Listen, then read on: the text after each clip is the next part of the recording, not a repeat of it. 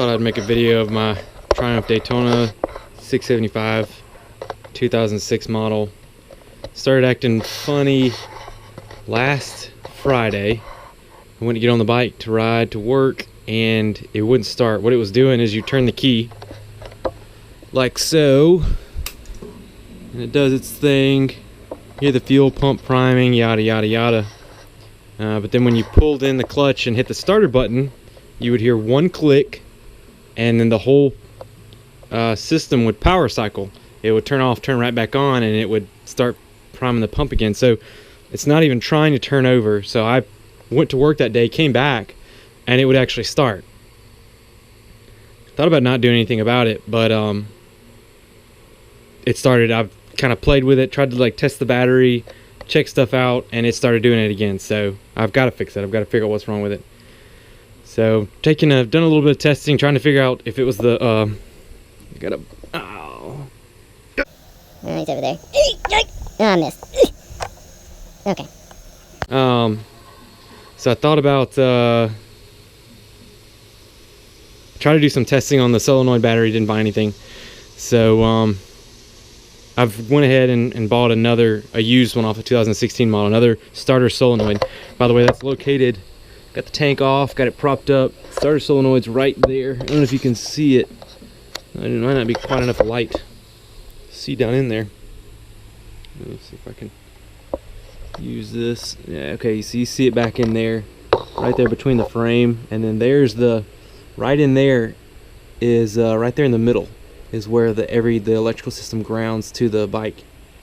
So I also checked that as well to make sure it was grounding. It had a good ground, but everything seems to check out. So hoping it's the starter solenoid. So I'll show you what it does.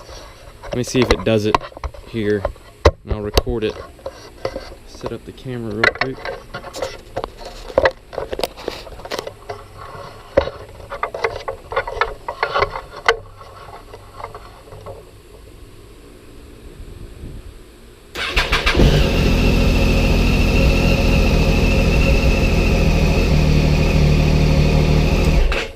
Well, no, apparently it's not going to do it.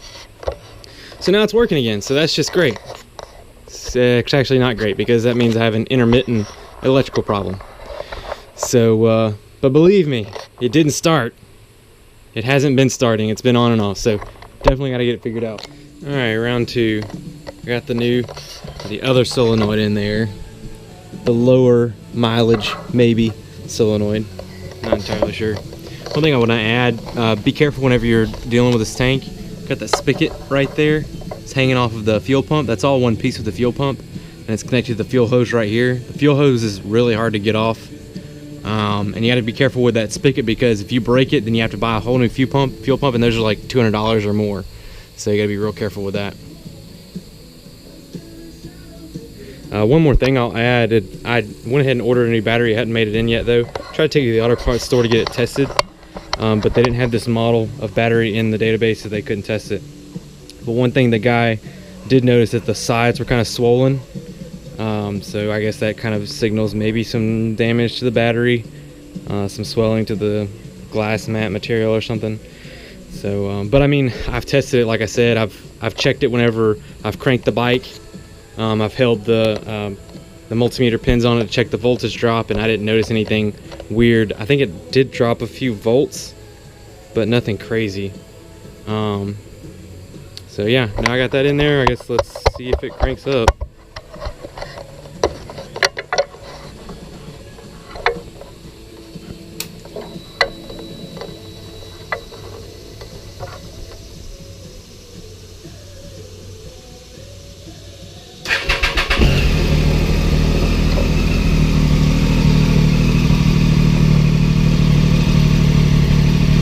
Started right up. So I don't know, it started with, you saw the other solenoid still in there, so we'll just have to see. I'll keep everybody up to date on if something happens in the future, near future, and it stops working again.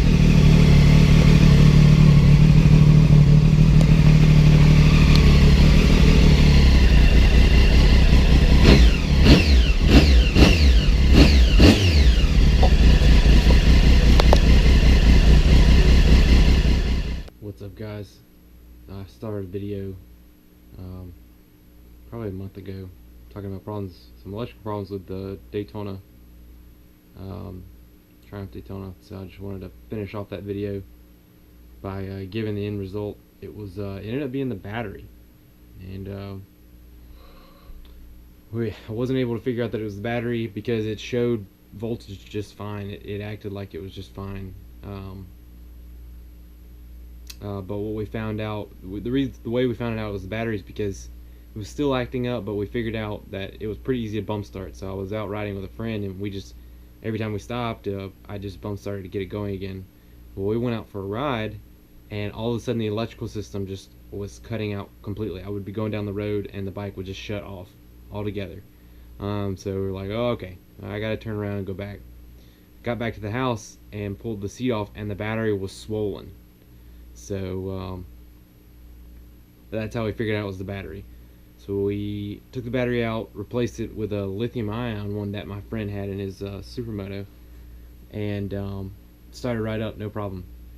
Unfortunately, that same day we were out and about, and it was a hot August day, and something started smoking. So quickly pulled the seat off. It wasn't the battery. So ran into the gas station, got some bottles of water, and started dumping them on the bike, kind of underneath the gas tank, kind of down in that area. And later found out it was the voltage regulator rectifier. So it had like started to cook. So I don't know, maybe a combination of battery problems and hot temperatures, and then also on the Daytona, the place where they put the regulators, a really bad design. Those may have all contributed to that. So I've replaced that. I've got a new battery, and I've ridden the bike for a month now. I've put several miles, many miles on it. I don't know if I've put 1,000, but definitely a few hundred at least. It could be 1,000, and it's run fine ever since. So we're back in good shape. It was a battery. And just to prove that it's working, I've got it right here. I'll go ahead and start it up.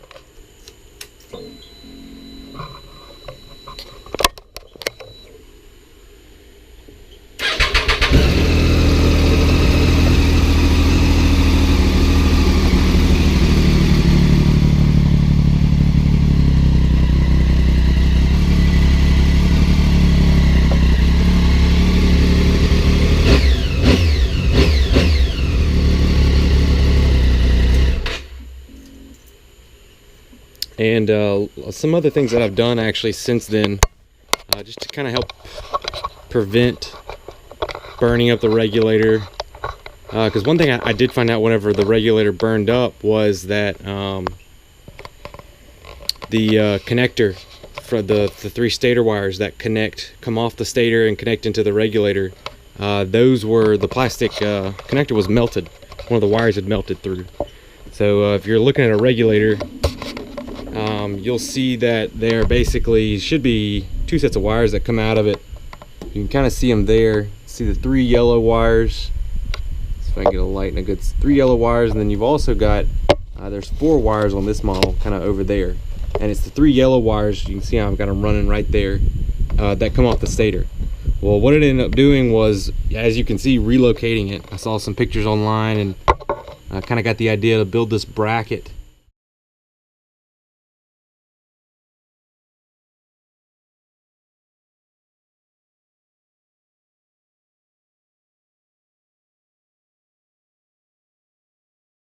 Thing, and I could, if anybody was interested, I could give them the dimensions of what I did, but it connects to the 2 bolts right here for the foot peg on this side. You can kind of see how I've got it mounted there. Let's see if I can get there. See that? And it's just some thin aluminum that I actually bought from Home Depot. Then on the other side, actually, I realized the battery strap is missing, which I don't think is really a problem. I don't think the battery's gone anywhere. But I ended up using that little cutout for a wire that I use just to hold it up. You could use any kind of wire. I ended up using like copper wire, but you can kind of see I punched holes in the aluminum bracket, and that's how it's tied up over there. And I hadn't had any problems with this setup. I did end up having to, of course, extend the wires for the regulator. They're definitely not long enough because, you know, the stock location is kind of back in there somewhere. That's where you're supposed to put it, and that's definitely a closer distance. So not only did I extend the wires on the regulator itself, you have to do that on the regulator, not just the wires coming off the stator, because if you don't, then your clip, the connector, will end up somewhere right in here, just behind and underneath the gas tank, and it doesn't work because the lip on the gas tank kind of sits down in there, and so it has to basically go underneath the gas tank and kind of underneath in this cavity under here where the fuel pump and all that stuff is, because that's the only place that there's enough room to get the connectors together. So I extended the regulator wires, all 7 of those, and I also clipped the stator wires at the stator where it comes out of the cover, just because I didn't want to go all the way, but basically, you know, right in here, in the little rubber boot right before it goes into the stator, I clipped those wires and I replaced those wires, which I believe they look to me like they're 14 gauge wires, which is pretty thin, and I replaced them with 10 gauge. It's pretty heavy. To connect the wires, I ended up soldering them together, and then I used a connector where it was originally at. So again, when I added the wires, the wire lengths to the additional wiring that I had, that I soldered. I've read online that you can, one fix, the one problem that people may have with the stator issue and the regulator is the connector not getting a good connection, and that makes things hot, a lot of resistance. And so they'll solder the connection so that you basically can't remove the regulator without having to cut the wires. So I didn't go that route, but I did make sure that I soldered the wires where I could. So I did that, and like I said, I didn't go all the way down into the stator. That would be ideal, but I didn't want to have to take the stator cover off and mess with stuff down there. And what kind of led me also to doing it this way is I noticed when I put the new regulator on, the stator wires actually get significantly hot, and the voltage regulator also gets pretty hot. After just idling for maybe 60 seconds, you'll notice it's starting to heat up. And I've done some research online, and that's what I found is that's common. That's supposed to happen. But with the stator wires, I know that I could kind of prevent that from happening by going to heavier gauge, and it did. Now the stator still gets hot.